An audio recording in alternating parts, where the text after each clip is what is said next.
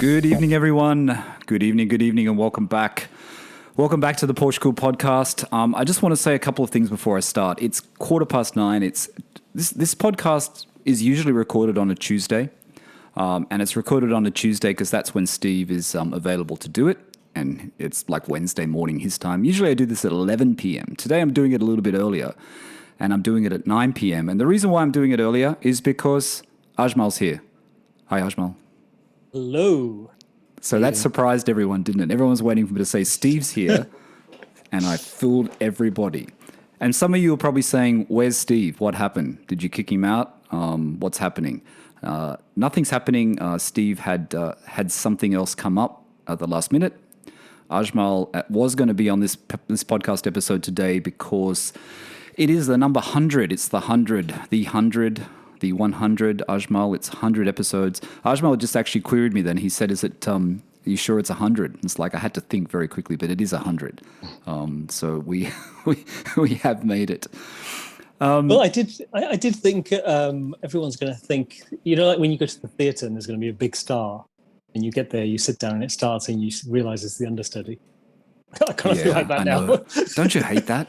We saw a play in London once and we're expecting, I forget who it was, and we're expecting some famous star, like I think it was an American star, and you go there and it's like they're not playing. You know what I mean? They're not in the play that night. It's like, what?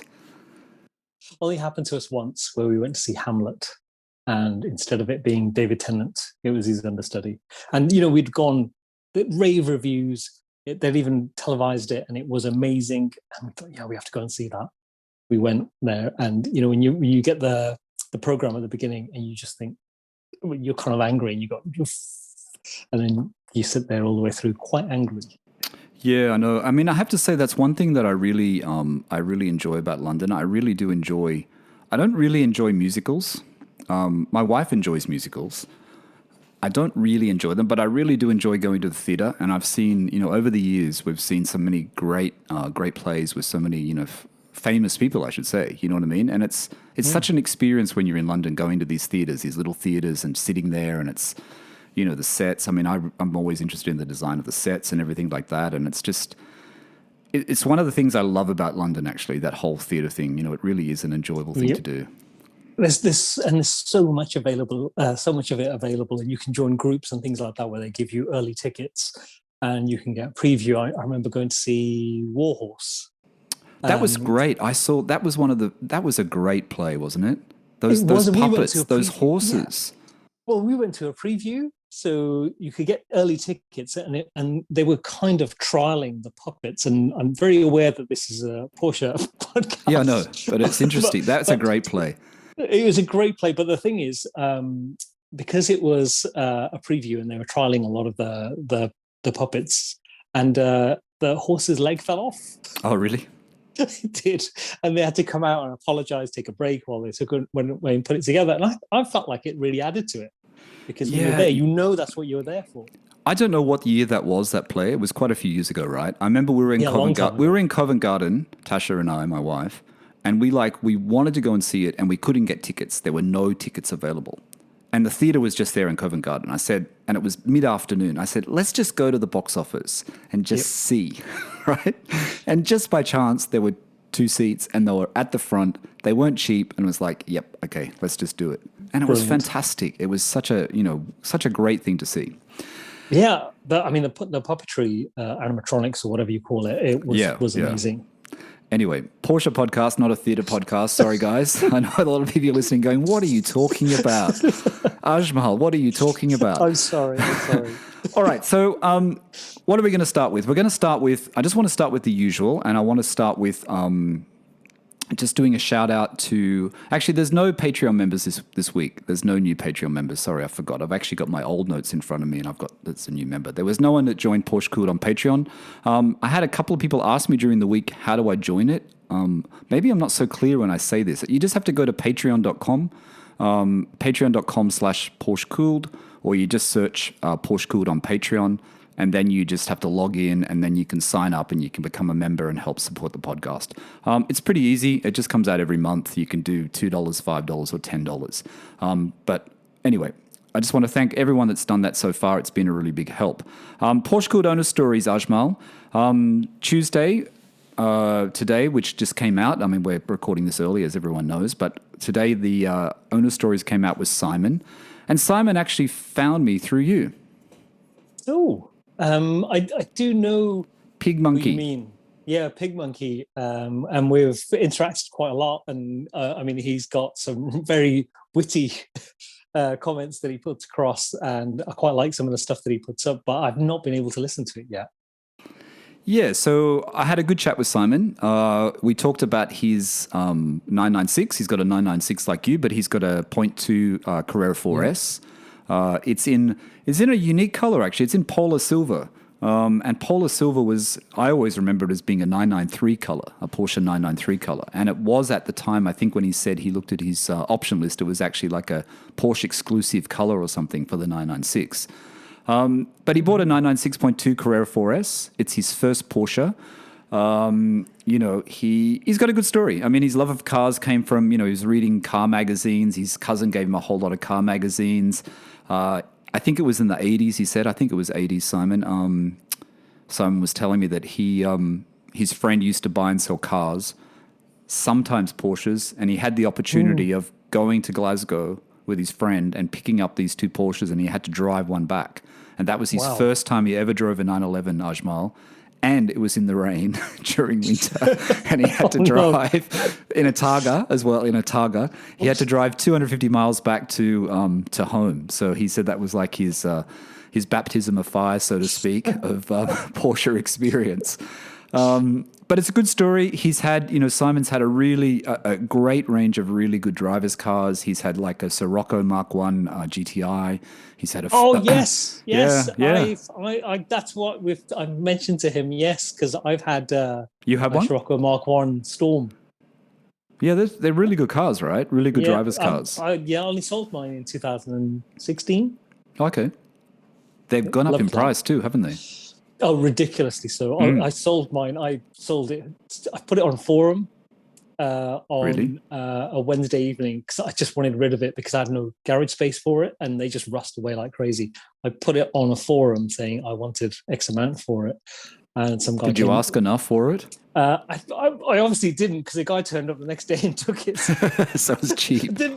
He's like, this guy he's probably going, this guy that's selling this has no idea what he's sitting on.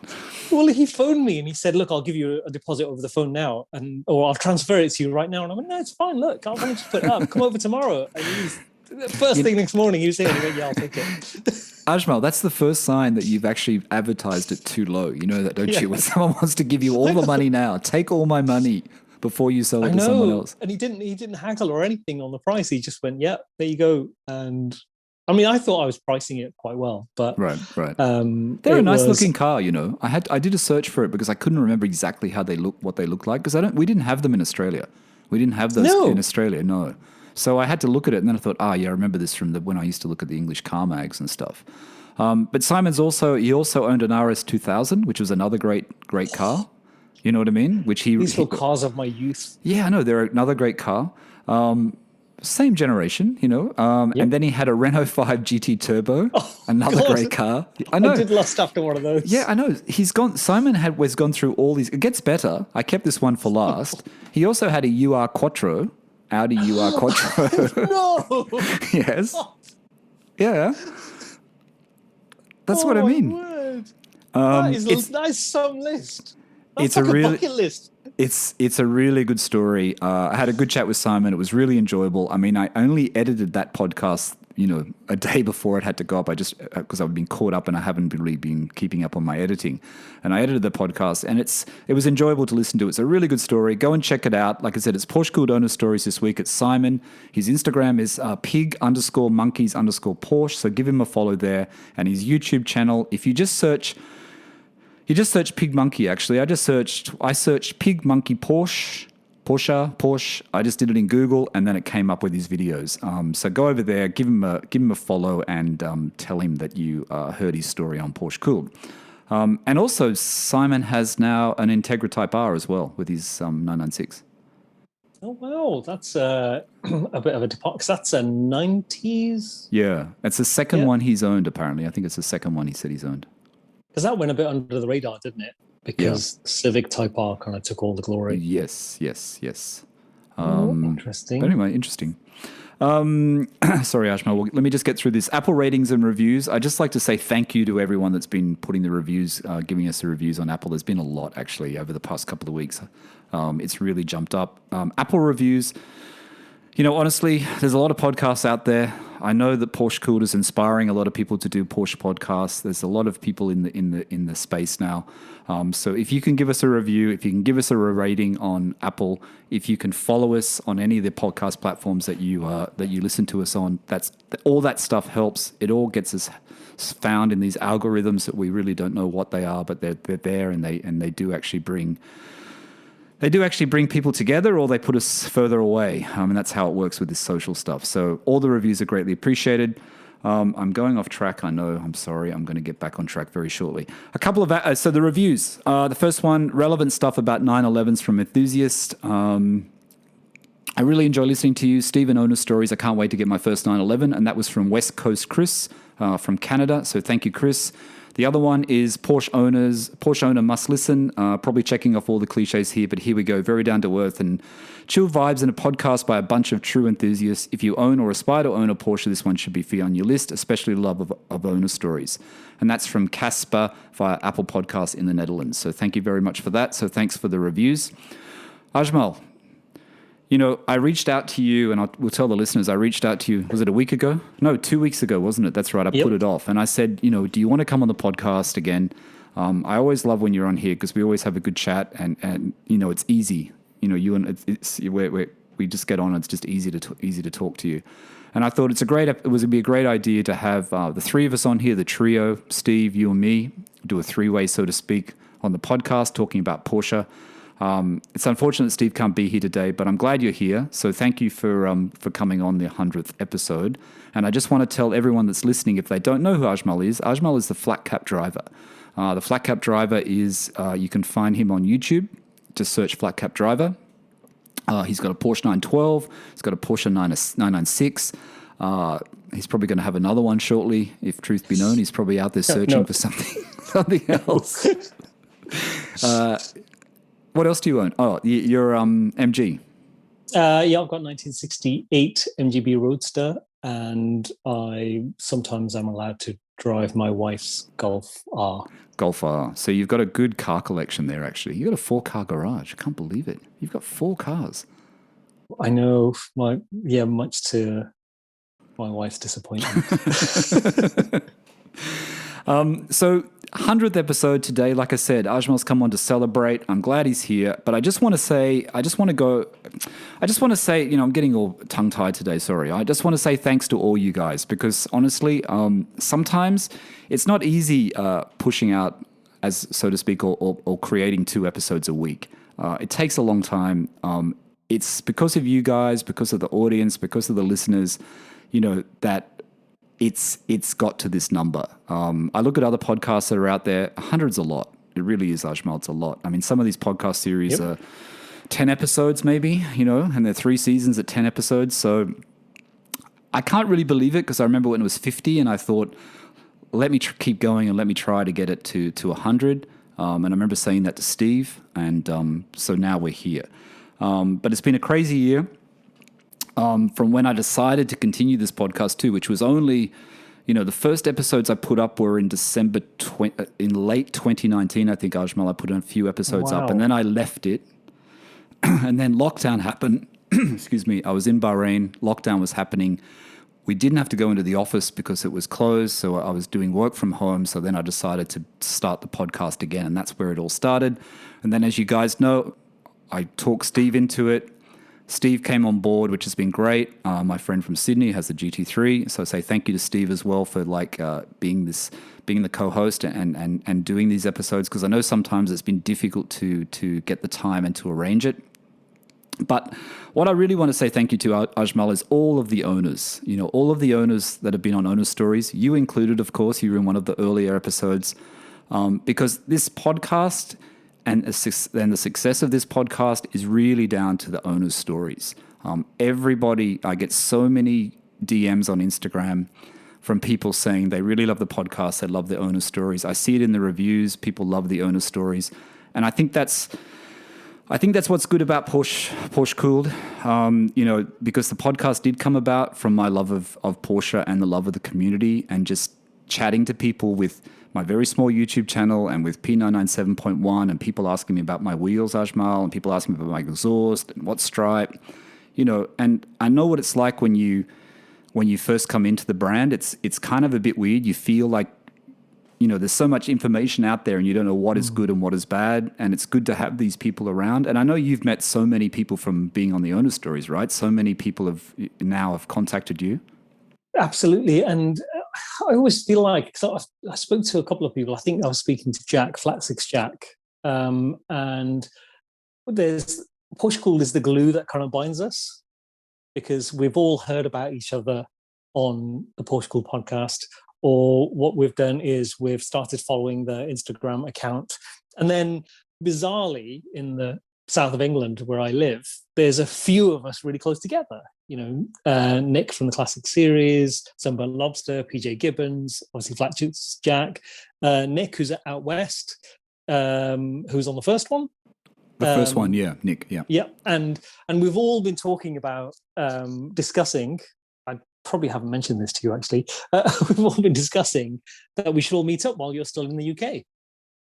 And lockdown is being relaxed, and we've been talking about venues where we can meet, where there's a big enough car park, where we can sit outside.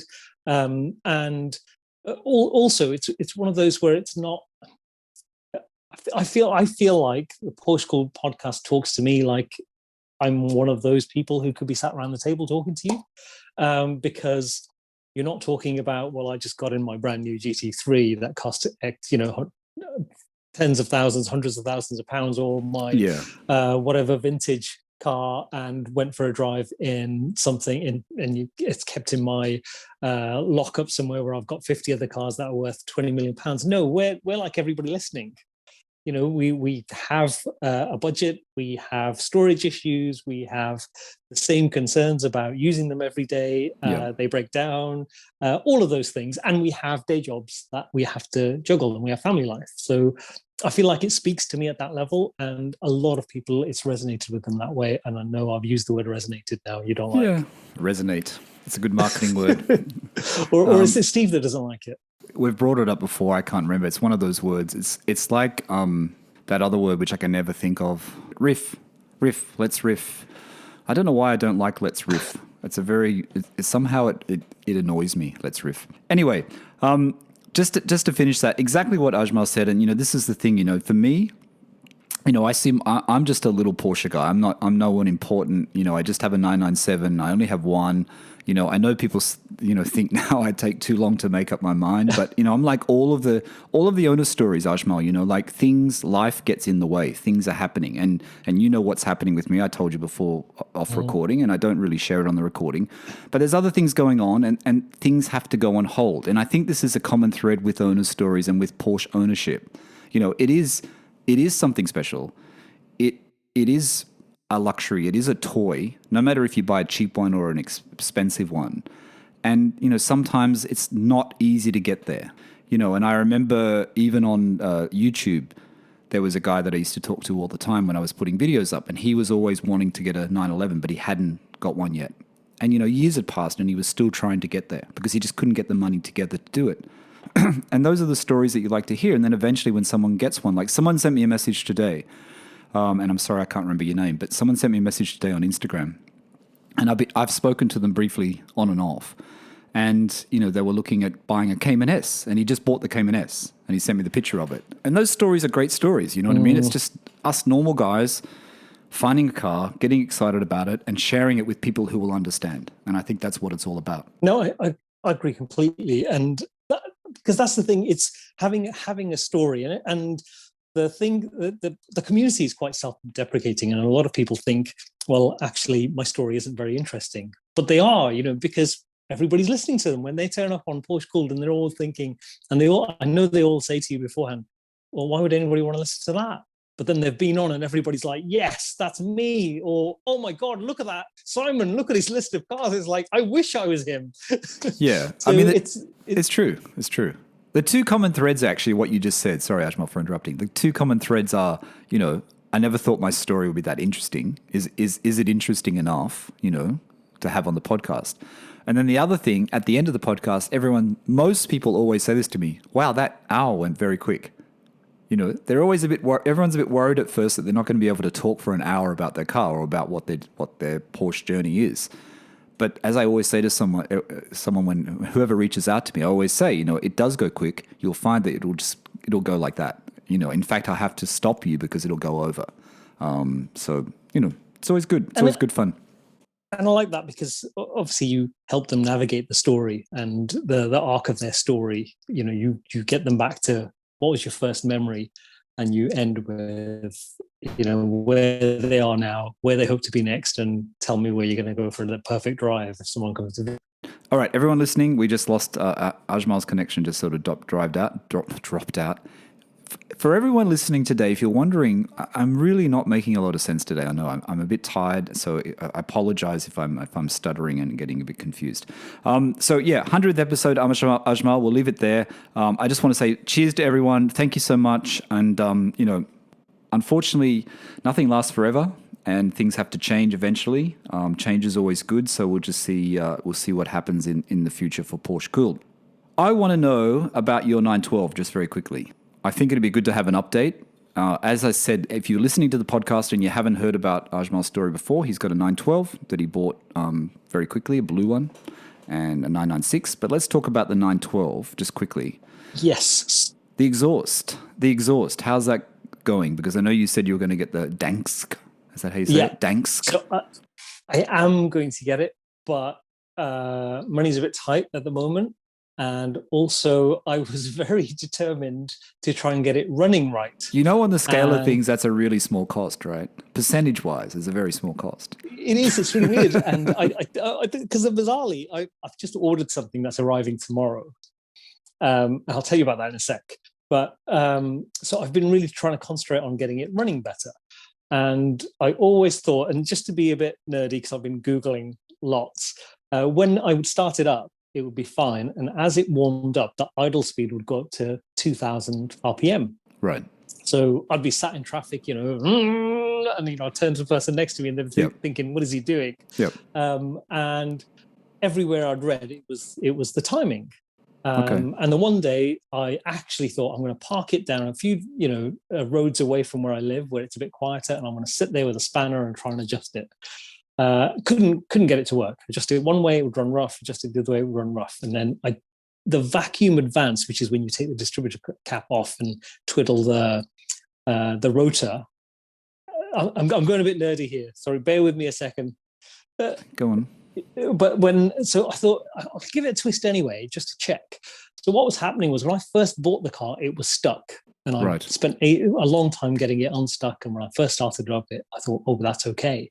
But what I didn't realize was when it was warming up and everything was expanding and all the gunk in there of 55 years was heating up, it would get stuck again. So I thought, okay, that's it. So on the last weekend, I just got up on Saturday morning and I went and took it apart. And bearing in mind, I know nothing about what I'm doing. I saw the image on your Instagram, actually. I saw that and I thought, that's very brave. Well, I just started to take bits off, or what I could see. And I didn't take the distributor out of the car. I thought about doing that, but I thought, no, I'll just do it there because it's held in place. And I took everything apart and it was just a mess down there. And there's a little, what I thought was a piece of plastic that sits between the weights in there that control the advance and the body of the distributor, and it was covered in bits of worn metal and things like that and grease, and it was clogged up. So I took it out and I went to wipe it and it broke into 4 pieces. Okay. And so I thought, I don't know. I thought, I don't even know what that is. Where do I get that from? So I did a little bit of Googling while I was sat in the garage, and I thought, I don't even know what that is. So what I did was, I thought, what I'm going to do is I'm going to clean it up, grease it up, put it all back together. And while I'm Googling later, I'll just see what happens. So it's a video actually that hasn't gone out yet that I've made, but I don't mind doing a spoiler alert here. It's where I took it out, and at first I thought, do you know what? I think I fixed it. I think it's fixed. Because I was sat in traffic and it was idling brilliantly. I thought, that is it. That's exactly what the problem is. But obviously, as it heated up, the metal started to, the friction between the two metal surfaces got greater and greater. So how did you find the part then? How did you work out what the part was? I had to look for a split diagram of the distributor.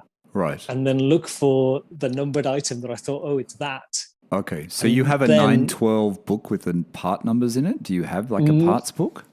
I do have there is one, right? Manual thing. Yes, the workshop manual. Right.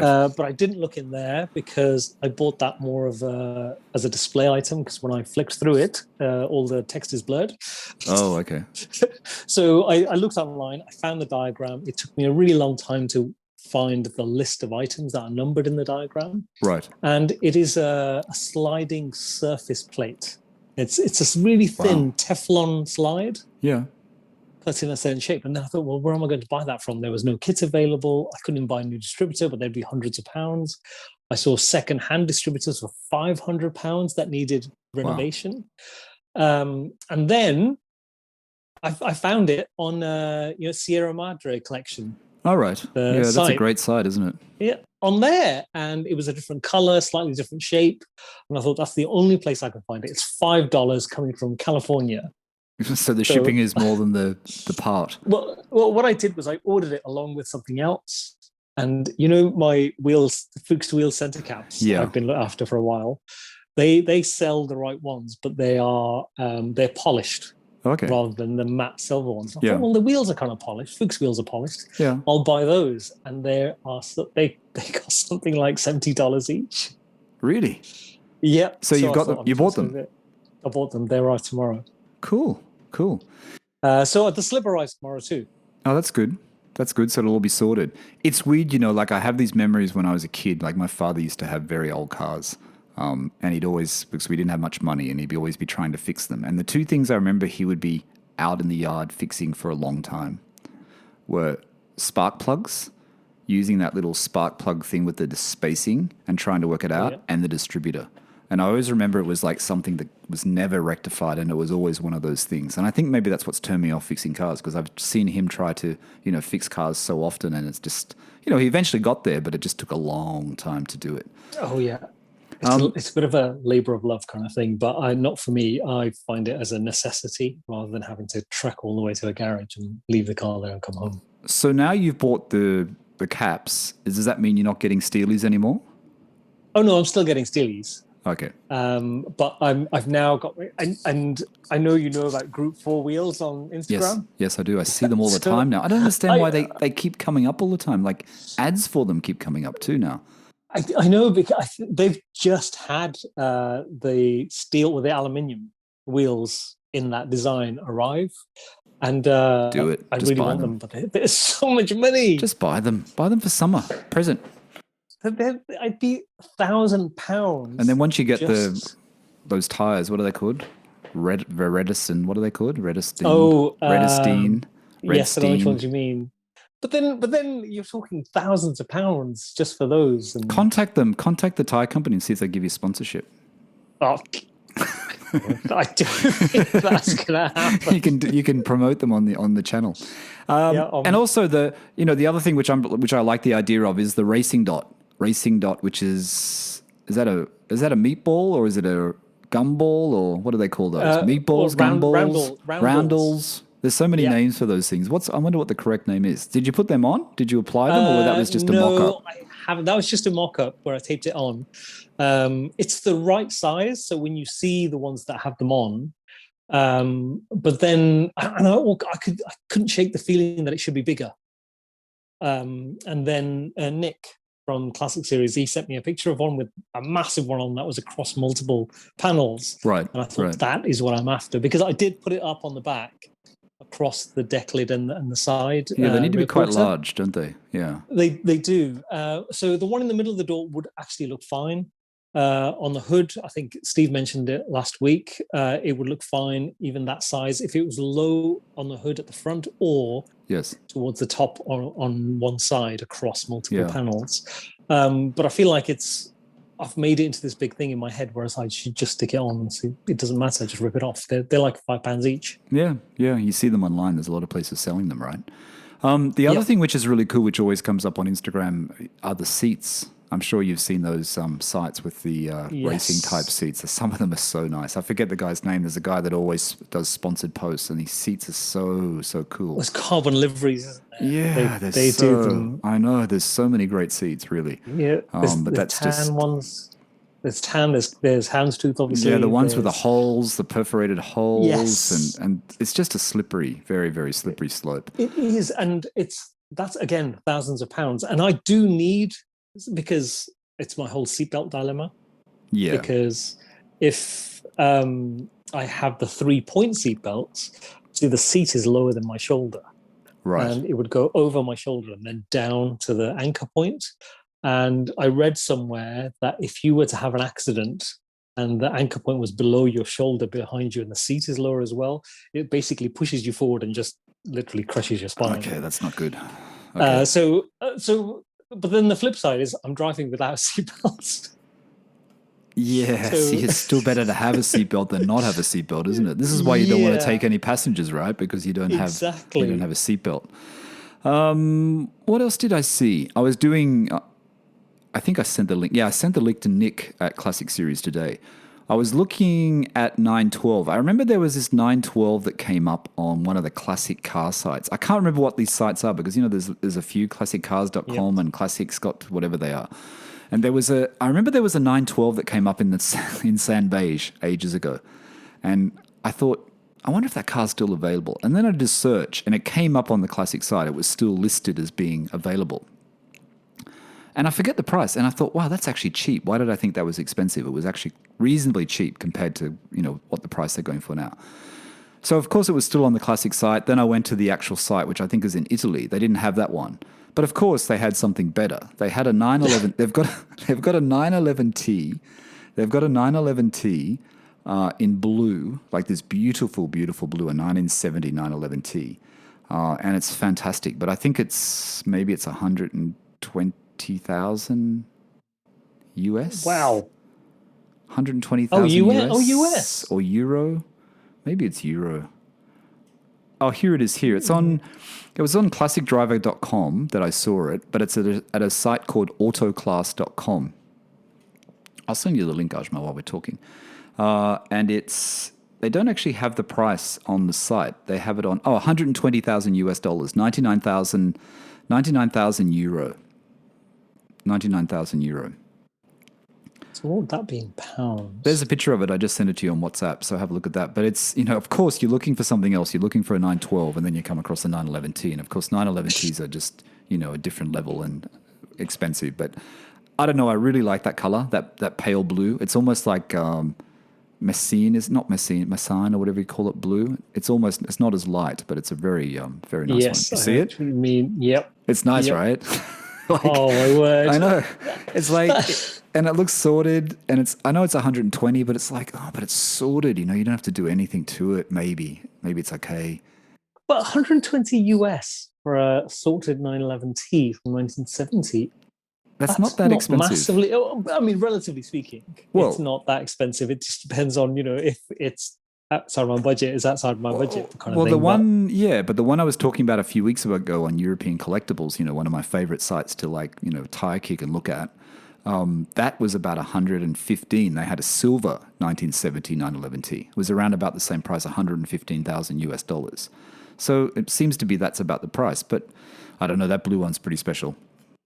But doesn't Rint Vehicle Design have a 19? It's a right-hand drive 912. That's £125,000.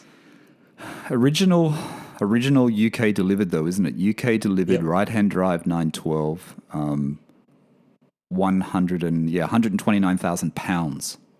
Yep. I don't know what that is in US, but £129,000. It's crazy. They've still got that black one there for £55,000.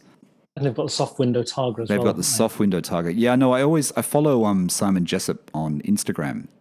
Do you follow Simon Jessup? I follow him. Yeah, I follow Yeah, him. Yeah. if any of the listeners are listening and they don't follow Simon Jessup, go to his Instagram and follow. He always has great images. He obviously does stuff for Rint because he's always taking photos of their cars. Always great photos, always tempting. You always see them and it's like, what am I going to do? What am I going to do? What else do you want to talk about today? Do you want to talk about? Ajmal sent me an idea today to talk about the evolution of Porsche ownership. I thought that was a good title, actually. Evolution of Porsche ownership. Well, for me, it's so when I started thinking about Porsche, nothing else was on my radar apart from a 911. And I didn't care which one it was. It had to be a 911. And that was more to do with because of the experiment that I was doing where I bought my cheapest 911 in the UK. But now that I've spoken to so many more people who might who might not have a Porsche and they want to get one, or someone who's already got a Boxster or a 924 or something like that, and they want to take it to the next level, the ultimate is 911. True. But when someone like Magnus Walker says, well, actually, everybody should try the 924 because it's amazing, you can say, well, he's in a position to be able to say that. But yes. If you're on the journey to Porsche ownership, your ultimate goal is always going to be a 911 of some variety. And if you were to draw some kind of spider map, at the heart of that map would be a 911 or multiple 911s, and everything else is either you evolve to them or you evolve to a 911 from them. So your journey is to or from a 911. And I find that there's so when I speak to people who've got things like a Boxster, they've either had a 911, been there, done that, and gone, actually, I want something convertible. A 911 is a Boxster is brilliant, which they are, which is why so many of them are all over.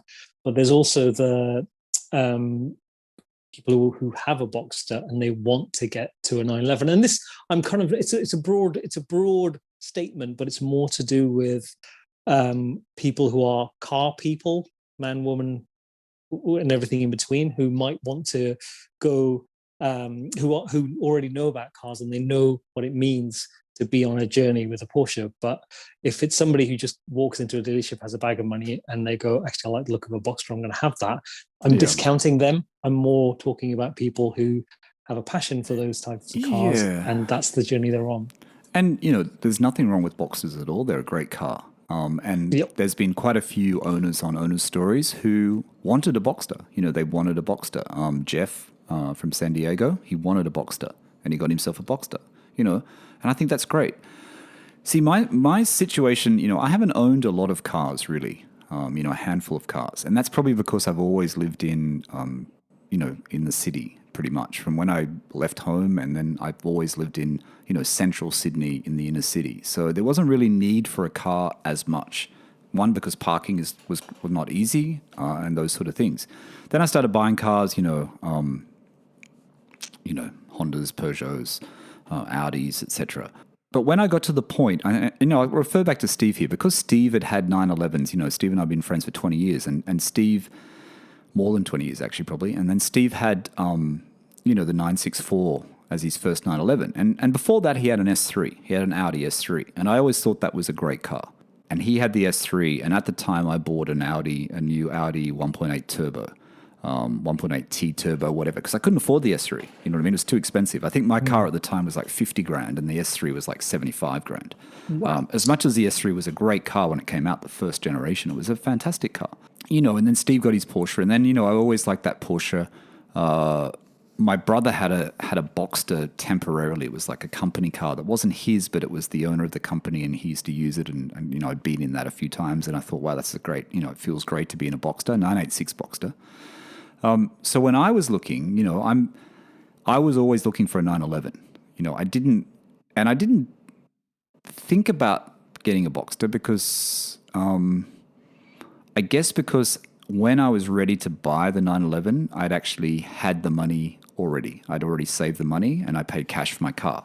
You know what I mean? So I had the money and I bought it. And I kind of decided before I first started doing the videos on YouTube, I probably seriously decided I was just going to do it and just go, frig it, I'm going to do it. And that was probably a year before, and I just saved the money and just paid in cash.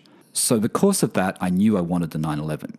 I wanted, I didn't always want a base Carrera. I probably would have preferred a Carrera S, but I couldn't get a Carrera S because the price was just that little bit too much. You know what I mean? I would have had to sort of dig in from somewhere else. So I still bought what I could afford, but I knew I wanted the 911, so that's what I bought. And I knew I also wanted, for the Carrera, for that sort of 911, Ajmal, I knew I wanted the 997. The 996 really wasn't in my field of view. The only 996s that I liked were the turbos and the GT3s, but I left it too long. And even 4 years ago, the prices were still too high for what I could afford because I didn't want to get a loan. I just wanted to pay cash. So my direction was there. See, now I've got the 911, and this is where a lot of people don't understand the 912 thing. I know you do because you own it, and Nick does, and and other people who have owned it, like Stephen that was on, 2 weeks ago on Owner's Stories. And that's why I want something like a 912 or even a Boxster, a Boxster as well, because it is that different experience. It's still part of the family, but it is the experience. But I wanted to experience, for me, it had to be a 911 first. I wanted to experience a 911. No, I agree completely because, and for me, if I'd thought about it a bit more, maybe I would have gone and bought a 997 too, because I did. But it was more a spur of the moment, impulse buy kind of thing for me to go and get a 911, or the same with the 912 actually. But it was always, that was on my radar. But when the Boxster has got a bad rap because, someone like Jeremy Clarkson on Top Gear said, and that stuck with the Boxster for a long time. The general population, 20 years ago was saying, oh, well, you're going to buy a Boxster because you can't afford a 911, or you're going to buy or you're going to buy a Boxster because you can't afford a Boxster S, and Boxster S because you can't afford a 911. But it kind of took away the fact that they are great cars in their own right. And when someone says to me, people have said to me, oh, I've got the base 2.5 Boxster and I really want a 911, and I want to get rid of this, and you're there going, don't get rid of that car and end up with nothing and be left in the gap between, because the fun that you're having in a 2.5 Boxster cannot be replicated in a car, that on the roads anyway. If you were sat in a brand new GT3, for example, you're not going to be able to put your foot down anywhere on that. Whereas you can properly exploit the performance and the joy of being in something like a 2.5. I'd love to drive one of those. Well, this is what a lot of people say, I know they get a bad rap, but the 2.5 Boxster and the 3.4 Carrera 996, maybe everyone wants the bigger engine, the newer model, the one 2 years later that was a bit bigger in both, but it's not necessarily the direction to go in. If you can find a 3.4 996, you should just buy it. You know what I mean? There's nothing wrong with 3.4. And like you said, you go through the gears. If it's a manual, if it's a Tiptronic, maybe not. But if it's a manual, you can really, get the most out of that motor. You know what I mean? And that's what's great about a 911. The thing that Steve and I were talking about last week about, speed everything. And it gets to that point where things are getting too fast. And I know a lot of people talk about this on various YouTube channels and motoring things and whatever, but, with supercars, etc., and even electric cars, when does the enjoyment, the speed and enjoyment where they cross over, where does it, when does it start to fall off really, really rapidly? You know what I mean? Yep. No, I agree completely because, you're right. A lot of people talking about it. Chris Harris was talking about it when he drove the GT3, the new GT3, and he settled on, 500 brake horsepower is just right. But, he was on a track when he said that. And for me, I've always said it from the moment I got my 911, and I always thought that if, I drive my wife's Golf R, which is the Mark 7.5. So it does 0 to 60 in under 5 seconds, something like 4.6. And so you've got a comparison there, really. You've got a modern comparison. Exactly. And even though it's a smaller engine, it's a 2-liter twin turbo, it delivers the power so smoothly and it feels effortless for the car that you're not, you don't feel like I'm really pushing this car hard. So whereas with the Porsche, when I'm redlining it, I'm hitting the rev limiter and I'm doing, I'm heading towards 70 miles an hour in a second. I really feel like I'm putting it, pushing it to the edge. I wouldn't do it around the twisty bits because I'd probably end up in a tree. But it really feels like first, second, third, you can really push it through the gears and just have the noise, the smell, the feeling of something that can't be replicated in one of these modern cars that has so much power. True. And if I was someone, I don't have a Porsche, I come across your channel and I'm watching your videos where one, you're in the 996 and two, you're in the 912. I would be thinking to myself, maybe I should get a classic 911. Maybe I should get a classic Porsche. Maybe I should get something older than the modern ones. Because even though, it's a left-hand drive, I know it's not right-hand drive, but watching you in that car, it's just, I don't know whether it's, you see it on your face, but it's the experience of it. You know what I mean? The experience just seems, it's a different experience. And I know you love your 996, but I think you love the 912 more. I do, because I feel it's so much more involved. It's that thing that you have to give it attention. So the amount of times you've seen me in videos going, oh, I've gone for the wrong gear again because I wasn't paying attention. And then the amount of times I have to look down and think, what gear am I in? Yeah. Because obviously it's dogleg first. So you go, am I in second or third there? And I quite like that. I like that it makes me work for the pleasure that I get from it. And also, one of the things that I was thinking at the weekend when I drove it, and you'll probably get that on the next video that I release, I was really pushing it hard. And at the same time, I was thinking, am I just going to make this engine explode? The temperature gauge doesn't work. I have no idea if it's boiling everything back there.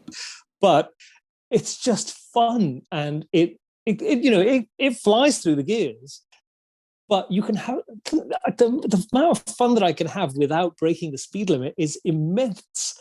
I feel like I'm not in any less danger than I would be in doing 200 miles an hour. That's what I mean. These cars, like all the cars, like your 912, Nick from the Classic Series 912, Jack and his Sunburned Lobster, his 911S, and PJ with his 356, and I'm going to forget some people, and Mark with his, Cassis Red 3.2 Carrera, all these cars, they're just, and then Stephen is getting his 912 done by Prill, and the story about the other story that he had of that orange famous one, and it's like, it's just that experience. It's like, it's not, and the fact that he went from the 911 that he had, and he wants something that is suitable to where he lives and to the roads that he has and all those things. It's important. You know what I mean? You still want the experience, but you don't need 0 to 100 or 0 to 60 in 2 seconds or whatever it is. You don't need these sort of cars. You just need an engaging experience. And, Porsche provides that, and it provides it on so many levels. And, for us, we wanted a 911. You might just want the Boxster, you know what I mean? But, it doesn't matter. It's that engaging experience. I mean, you might buy a Boxster, and like you said, next you'll want a 911. And then you say the thing about Magnus Walker. I mean, Magnus Walker has experienced everything, you know what I mean? And I think it's interesting with Magnus Walker because he's owned a lot of turbos, a lot of 930 turbos. And I remember watching something, it could have been an Instagram live or it could have been a video, I can't remember. And I remember he said of all the turbos, he wasn't so keen on the one that he bought from Australia. It wasn't his favorite. I don't know why, but he said it wasn't his favorite. And that's the one that he painted in the bronze metallic color, the copper bronze metallic. He had it resprayed. Oh, yeah. And I heard somewhere recently that apparently he's selling that car, or it's been sold, or it's up for sale. And it must be interesting to talk to someone like Magnus Walker. It's like, why is that turbo? They're all around the same year. They're all 930 turbos. Is it because it was right-hand drive? I mean, it's so rare. He bought it because it was so rare, because there was hardly any right-hand drives, and he got that through Waterhouse Hamilton in Australia, right? They organised that deal for him, I think. But it'd be interesting from someone like him, like what is that nuance, the nuances of the difference between, a 930 to a 930 to a 930. What is it that a particular car talks to you more than the other car? And it's a really good point, because the way that I use my 912, and when I first drove it, I really did think, what have I done? I've spent this huge amount of money and it's awful. Because it would stall, it would, shudder, it would idle really high. I could just feel the heat. I'd be sat and I could feel the heat from the engine on the back of my neck, and I'd be thinking it's going to explode. And the first couple of times I drove it, I did go and open the deck lid, and I could hear the oil boiling in the bottle. And And I thought, what have I done? I'm never going to get that money back. It's just going to sit in a garage. My wife will be digging it out when I'm dead. So my children will hate me because it's something that I've left them. But then just a little bit of tweaking. I got it to flat six jack. He did a lot of the basic stuff really quickly and went, right, that's wrong with it. That's wrong with it. Yep, we'll fix that. And obviously he wisely said, go and drive it, because the little things that you'll tweak are the ones that you find out as you're using it. True. He can't work all those out while it's sat in his garage. And as I started to do those, it started to come into its own. And when I put the electronic ignition in, I changed some spark plugs, HT leads, and I twiddled with the timing. And the first time I went out, it was transformed, and I must have smiled like some grinning idiot, driving around the country lanes here, because it was just, I could floor it, and it just gave me such pleasure. It was revving to 6,000 revs on a 55-year-old car. And when you think about, and I do that in my, I think I'm slightly more terrified when I do it in my 996, because I think it's more likely to blow up, and it's less likely actually. but it's one of those things where it delivers on so many different levels. That all of those cars are massively underrated, and I'd put the Boxster in there because the Boxster it delivers on that, and it delivers it, doing the milk run. It delivers it every day wherever you're going. The Boxster is a good one, and I mean, I was talking to Nick at the Classic Series again. I'll mention Nick. When I said, I mentioned in a podcast about, a Boxster is a really good one to add, and he's owned two or three Boxsters. I think 2 Boxsters I think he's owned, and he says they're great cars. You know what I mean? And that's someone that owns a 912. But I don't know, watching your videos, seeing Nick's images on his Instagram of his 912, seeing Jack's Instagram of his, these cars, they have so much character. You know what I mean? Yeah. And I don't know whether it's it's age group or it's outlook, but it's like, you have the roads that are around you. There's a certain type of road. And those roads that you drive on, they remind me of some of the back roads in Australia. They're kind of similar. They're probably a little bit narrower than some of the roads, in Australia. But, and I can see, and I watch your videos, and I think, I know people are telling me don't get a 912. Like my wife says, don't get one. Steve doesn't like them, But I keep looking at it thinking, no, this is what I want, And if it's not the 912, it's like I said, it'll be a 911 alternative, which is a lot more money. But that's... I know I want it. There's no I don't want it. I know I want it.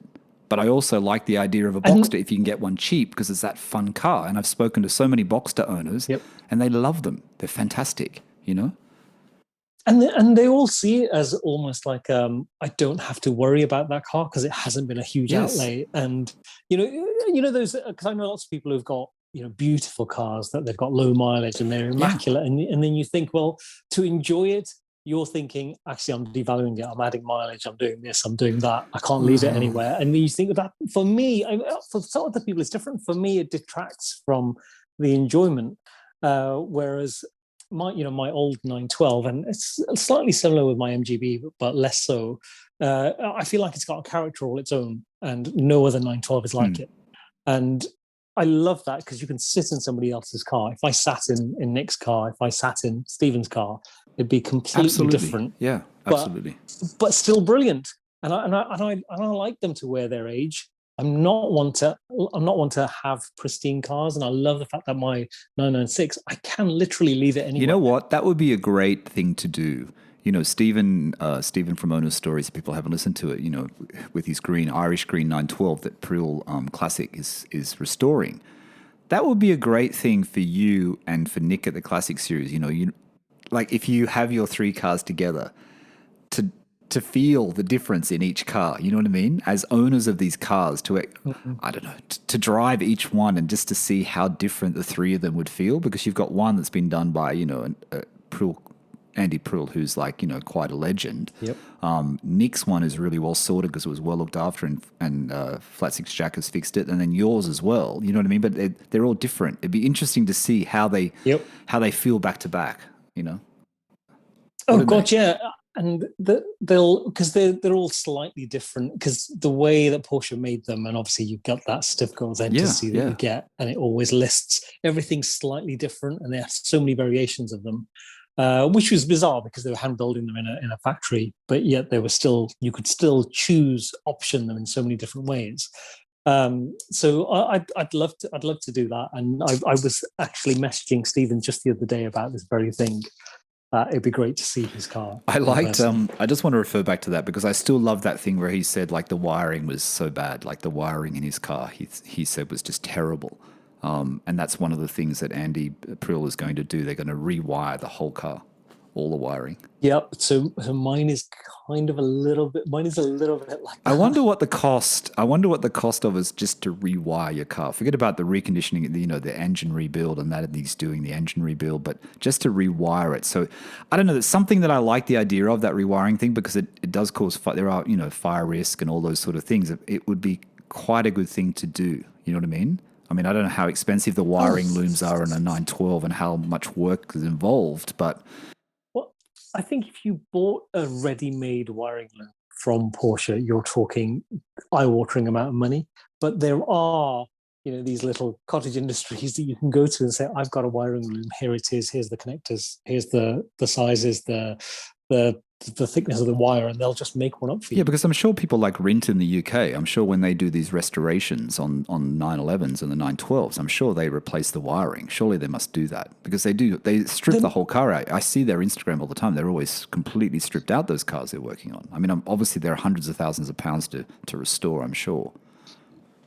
I think there must be some authenticity conversation to have because, me taking mine, I'd be like, yeah, just make one up. If it does the same job and it's brand new, yeah, why not? Someone else might go along and say, "No, I want this car to be worth £200,000 in 5 years. I want it to be from Porsche." Yeah. But and Rint Vehicle Design, they make them to that standard. Yeah. So they must get some requests from people who handed their cars in saying, "No, I want it to be all Porsche." But for me, I'll put whatever in there that makes it go, yes. and looks kind of right. I want mine to wear its age, but mine had very flaky wiring when I first got it. Yeah, I remember that. Because the stereo, which didn't really work, had melted wires just coming from the lighter, so it was permanently on. Right. The horn was permanently, the relay was open as well. So if you left the battery connected, it would die. And I just worked that out by fluke. And some of the lights just completely didn't work. I had to just literally take out the connectors, clean them. And it was very satisfying to do. And much like fitting the stereo, it took me about half an hour, or probably about 45 minutes. When I got this new old stock Sanyo 70s one. And I was so satisfied when I'd done it. And, I posted this video of the Dire Straits playing on Instagram. And I remember after I'd done it, I came up and I showed my wife this video and she just looked at me, when you look at she's looking at me with pity and she just said, "You're such a nerd." Okay, so what is the thing then? I mean, I think you've already answered it, but what is the thing that you like the most about Porsche ownership? So I'm new. So remember when we first spoke, when I was on the owner story, what's that? Number three? Yes. And I said to you, I'm not a Porsche guy. Yes. Because my experience of these cars up to that point was I'd been in one as a passenger. And that was my friend's 993. And he's on Instagram, Drivers Collective, and he's just bought a new GT4. Really? GT4. I'll have a look. Drivers Collective. Okay. Yep. He's just taken delivery of his GT4 this week. Cayman. But they've got the GT4s have an issue that's just come out. Has he got the 4.0? It must be the new model. It's the brand new one. Yeah. Did you read about that? There's been Porsche's suspended sales of new ones because there's some problem with the engine that they're going to have to do engine replacement on some of them. No. Yeah, true. I read it. I'll have to ask him. He's literally just had it delivered this week, at the weekend, I think. Yeah, there was some hold put on them. I saw it on some Porsche news site. There was some hold put on them because there was something wrong with the engine on a few of them. Not a lot of them, but a few of them. Oh, of the interesting. 4.0 for the Spider and the GT4 because it's the same engine. Yes, I mentioned. I'll have to message him and ask. Ask him. Yeah. But my first experience of Porsche was going in his 993 in Mazzali. That's left-hand drive. And other than that, nothing. And I'd never desired one. I'd never thought about owning one. And in the 80s, do you remember those posters that you could buy and framed pictures of? Yeah. And you had the Lamborghini Countach, you had the Ferrari Testarossa, and you had the Porsche Turbo. Yeah. With the whale. Yeah. And I remember I had one, and I had those three posters. But I never really thought about, much as I would about Countach or a Testarossa, that I would own one. Yeah, see, it's like thinking about Ferraris, right? I don't think, I like Ferraris, and I've said it before, I do actually like Ferraris. Will I ever own one? At this point, I think probably not, even though probably not a new one. Maybe I'll own an old one if there's one cheap enough, like the GT4 Dinos or the 328 GTS, they're reasonable money. With Porsche, it was kind of the same thing. There was a guy that I used to work with who I was friends with for some time in Sydney, and his sister was a jeweler in Sydney, quite a well-known jeweler, and she always owned Porsches. And I always remember this I remember she had a 964. That was the first one I remember seeing. I didn't know it was a 964 then. I just remember she had a 911, and I thought, wow, that's a really nice 911. And then I remember she sold it, and she had this other 911, which was like more rounded. She bought them new, right? She was quite wealthy. Yep. And that was a 993. And all I remember at the time was thinking, I think I like the 993 shape better.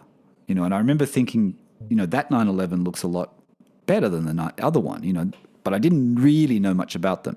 And then I remember looking, car dealers in Sydney, they'd be in the window and you just look at them, but I didn't really know much about them. And I'm the same sort of experience. And the first time I went in a 911 was actually with Steve in his 964. And the first thing, the main memory of that drive in the 964 was him flooring it up a hill at the back of Sydney, in the back of Rushcutters Bay in Sydney. And I remember the car feeling like, wow, this has got a lot of power. It's a very, very powerful car.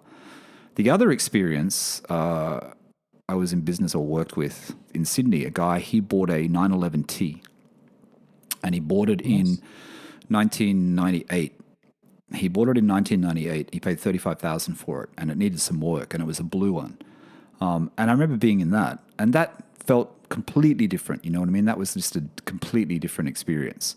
And I remember he always used to, and I've said this on the podcast before, he'd always break down. He lived on the north side of Sydney in Carrera, and he'd always break down on the Harbour Bridge, always in a really bad spot because of something to do with the accelerator pedal and something. He used to always call it the rubber band. He said it's broken again, and it'd always break down. But, that car wasn't as sought after then, in the early 2000s. It wasn't as sought after. Obviously now it is. But, and that was pretty much it for Porsche. You know what I mean? That was pretty much it. I mean, I used to see them driving around Sydney, of course, but I never thought I could afford one. And I think that was the same for me. Maybe they were so far off my radar because I thought I'm never going to be able to afford one. And just having the argument with my friend about how affordable they'd suddenly become because of the 996 and 911 specifically, that I just went out and got one. And it was kind of, people talk about man maths. It wasn't even that. It was more the I don't like that term for some reason, but it was more the fact that I thought, do you know what? I've had a quick look on eBay, I've had a quick look on Auto-Trader, and I know that I can get one that it wouldn't be catastrophic if something went wrong. And as it turned out, I got it for a much better price than I thought I would. Then, because when I went to see it, it was kind of 50% more than I actually paid for it. Yeah. So it made it even more compelling. And when I did get it, and it's like Jack keeps telling me, you drive it like you stole it, because I know that I can just fully enjoy it. And everybody always says, well, why do you drive it like that? But like I've always said, that's what it's made for. And the thing that's been most surprising about joining the Porsche community, because I'd only just joined it when I first appeared on his stories, it was the community. Because the first pushback I got was I joined a forum, and a few people messaged me directly. What are you doing? Why are you doing that? These cars are very delicate. They need care. But they're You're not just being delicate. an idiot and stuff They're like not that. delicate though. Exactly. But that was the initial, and I just thought, oh my God, what have I done?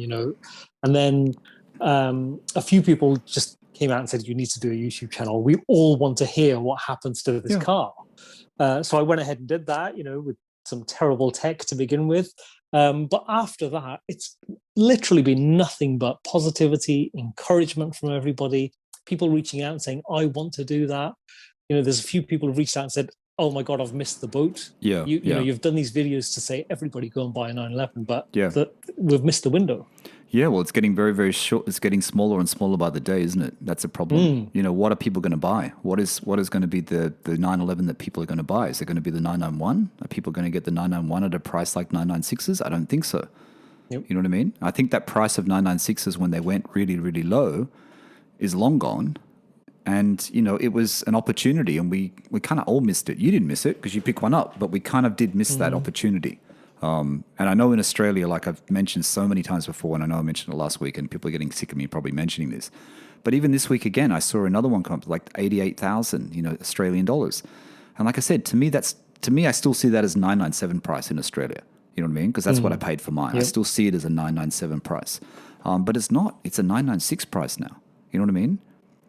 So it's getting harder for people to get into the brand. It really is getting harder and harder unless you've got, a bit of cash, stashed away. But I think that's what it is. It is about the ownership. You know what I mean? It is about the community.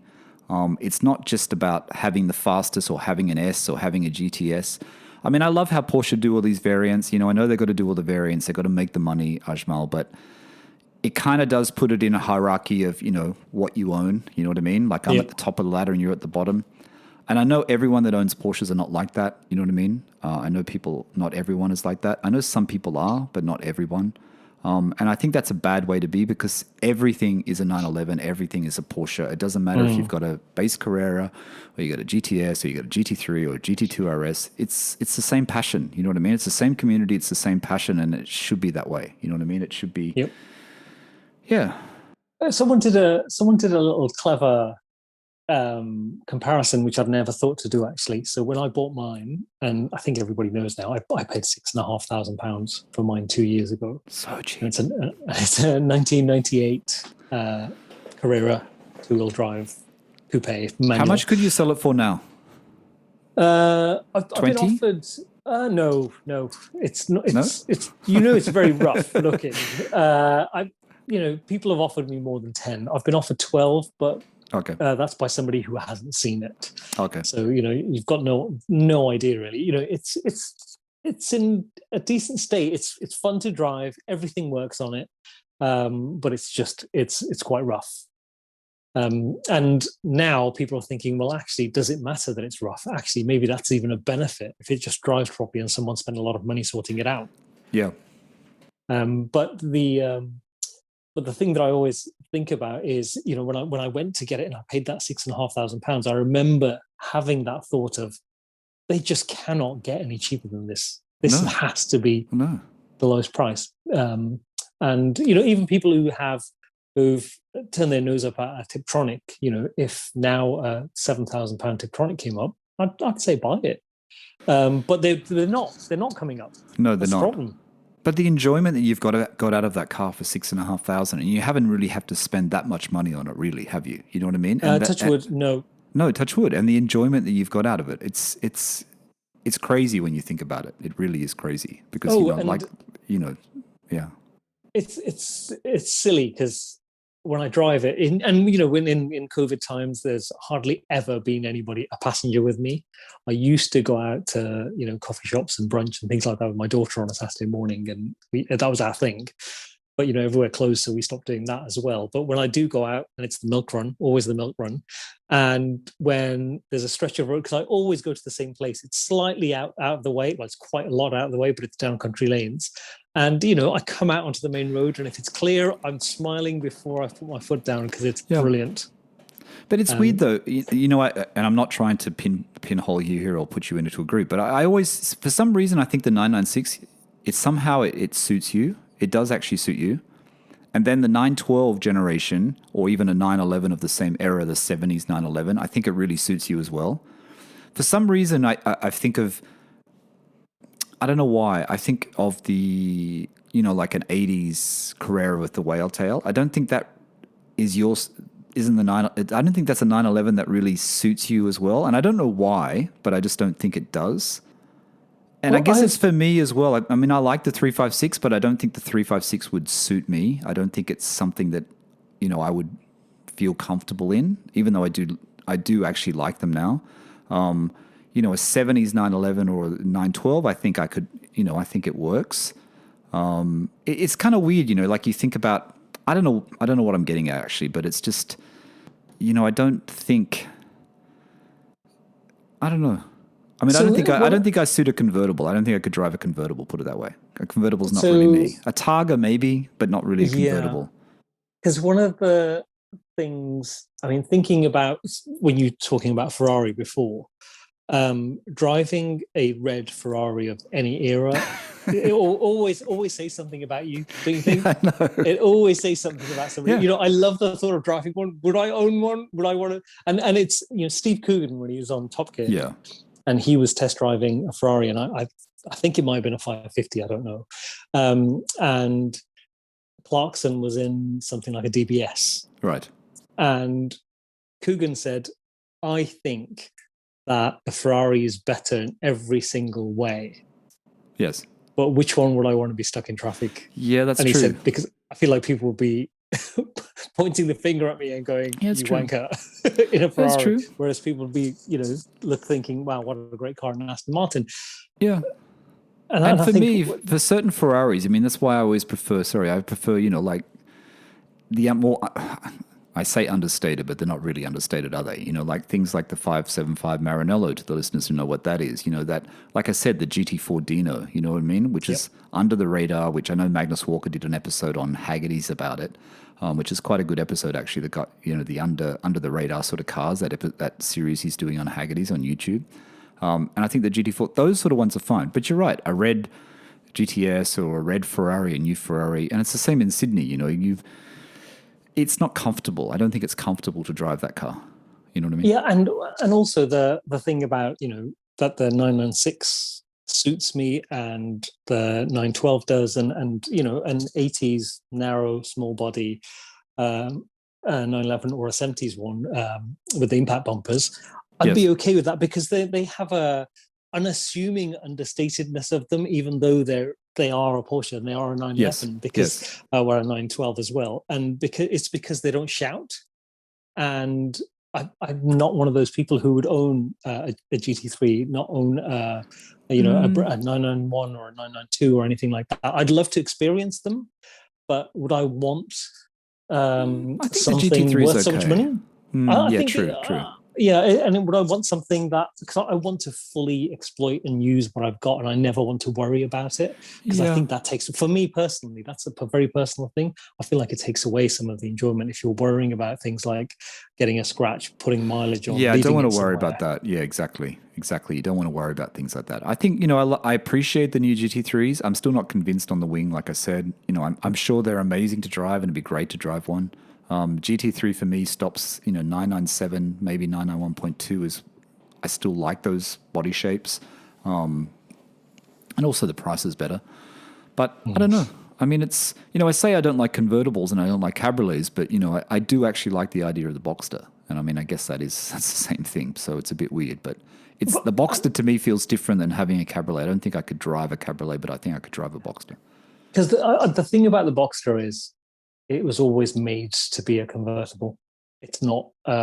It's not a different type of car pretending to be. Yep. Because a 911 convertible, it changes the characteristics of the car and the type of car it is, and the look is. It's not as pleasing on the eye as a Boxster shape-wise convertible 911. I think. In saying that, the new cabriolets are, I think the new cabriolets from the 991 to the 992, I think, the shape of that roof and the way Porsche has made it even tighter and tighter and more streamlined. I think it's quite a beautiful looking car when the roof is up and the roof is down. I think 997s, 996s, they look good for the time, but when you see the newer ones now, you can see Porsche's just finessed it that little bit more, and it's just, they're always aiming for perfection each time, these little incremental changes. And when you get to the end, you go, oh, okay, I see what they're doing. I see what they've been trying to do, and it takes a few years, but they do actually get there. Same as the interior. They knew the issues they had with the interior. But as you know, with car manufacturing, you can't just change something straight away. It takes a generation or a couple of generations to get there. And I think with the new 992, I think they've done a really good job with the interior. I really do. I think you and Steve touched on this the other week, because I've been having this argument with my brother, who is a big fan of Apple products. And, I wear an Apple Watch because I wanted the blur oxygen monitor that it has. But I wear an Apple Watch. But do you? I'm surprised. No, I don't. But Sorry, as a joke. Well, the thing is, I'm going to buy Timex, though. I'm definitely going to buy Timex and put it on Instagram for that person's comment, whoever that was. Well, I would. So I'm not an Apple fan per se, but I have an iPhone and I have this watch because I wanted a particular functionality that it has. But my day-to-day daily watch is an Omega Seamaster.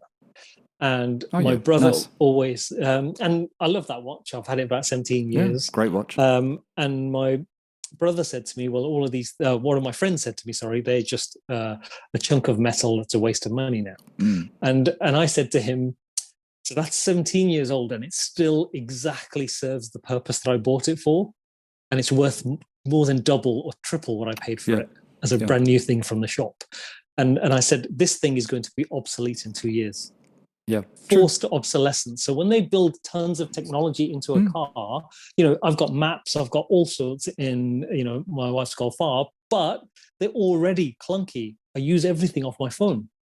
It's going to be interesting to see what happens. Even that new Ferrari, I was watching Jay Leno last night on the new Ferrari that he was driving, owned by that David Lee, the Ferrari collector. And, it's all screens. And you think, how's this going to age? Ferrari's aged pretty well, I think. How's this going to age? You know what I mean? It's going to be a tricky one.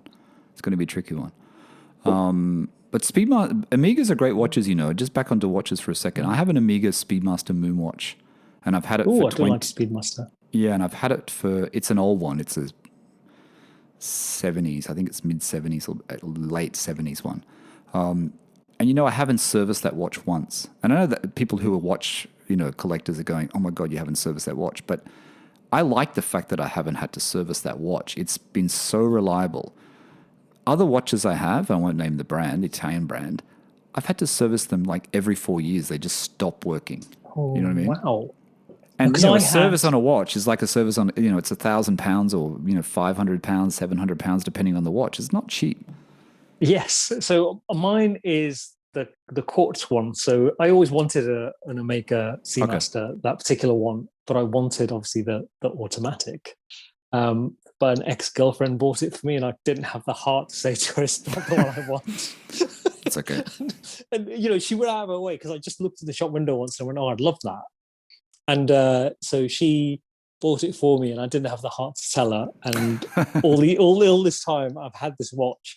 But because it's the quartz one, so they've stopped making it. Yeah. Which is why it's worth 3 times what it was when it was new. It's still a great watch. Yeah, exactly. And I still love it. I still love the look of it, the feel of it. But again, it's the forced obsolescence and touchscreens. I have a real problem with touchscreens in cars. Yeah. I have a problem with, I mentioned before, all the haptic buttons that they're putting into cars now. All the touch buttons, the haptic buttons on the steering wheels. They're going to be so troublesome in years to come. They're going to, there's going to be issues. But also the menus are becoming so complicated because I remember in my old 2001 Golf Mach 4, so it was a V5, I loved that car, but whenever I needed to adjust the air conditioning, the volume, the CD, the station on the radio, I just knew where it was. I didn't have to look down. I would just feel where it was, press it on the motorway anywhere. And now on on my wife's Golf, when I reach for something and you hit a bump and you press something else instead, then you go, I don't know how to get back from that screen. Yeah. I don't like getting, I don't know. For me, I like getting into the Porsche and you don't have to set anything, I don't know. I like that thing where you just get in, you have to put the air conditioning off or on or whatever. I normally have the radio off and that's it. It's just about driving and I like that. In fact, I hardly listen to music in my car now. I just have the window down a bit and I just drive and I really enjoy that. That's what's really good about the purity of the 911. I agree completely with that. It must be about a year now since I've had the stereo on in the car. I used to have it on when I was sat in traffic, but because we're not in traffic anymore and I only ever go out in our country lane to drive, I can't remember the last time I had it on. I've been on long journey, 60 miles, and not turn the radio on because I've just not needed it. Just want to enjoy the car. Yep, and I still do that thing where there's a little tunnel that I have to go through. Yeah, I know. And I always have the window open. Tunnels and ramps are the best thing in a 911.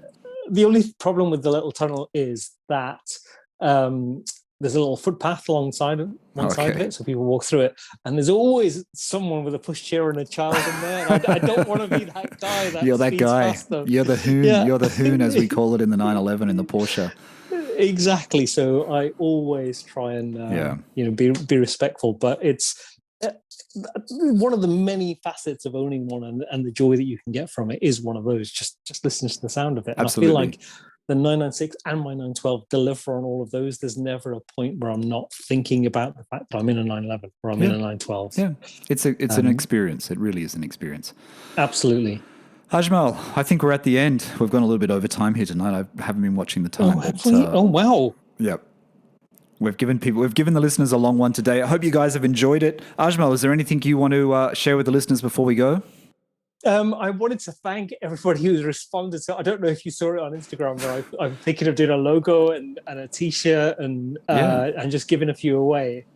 And P997NYC has sent me some really good ideas. Yeah, he's a nice guy. Guy. Really, really nice guy.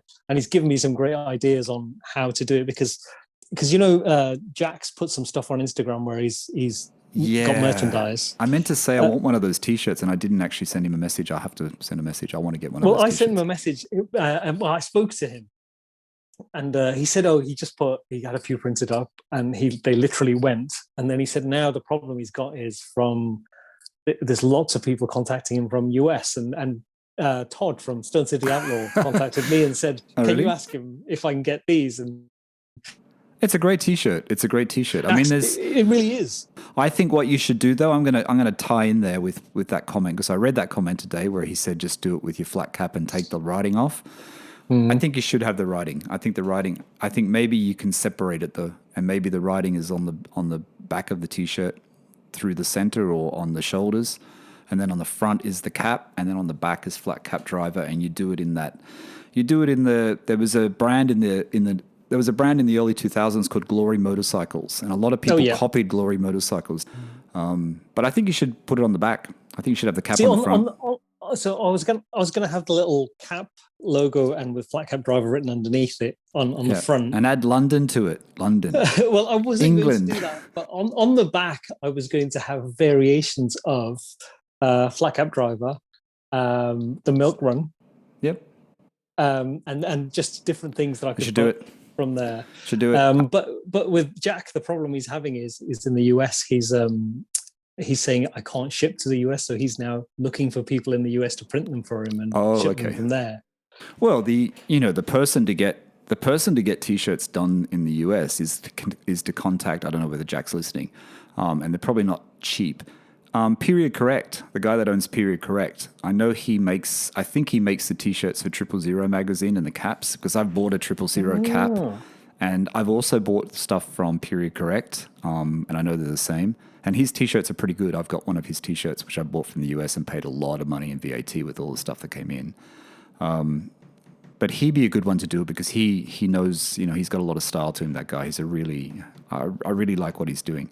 And his product now is actually sold, Period Correct. People should check it out. If you're in the UK, there's also sold now at N Clothing. N Clothing is actually selling Period Correct T-shirts.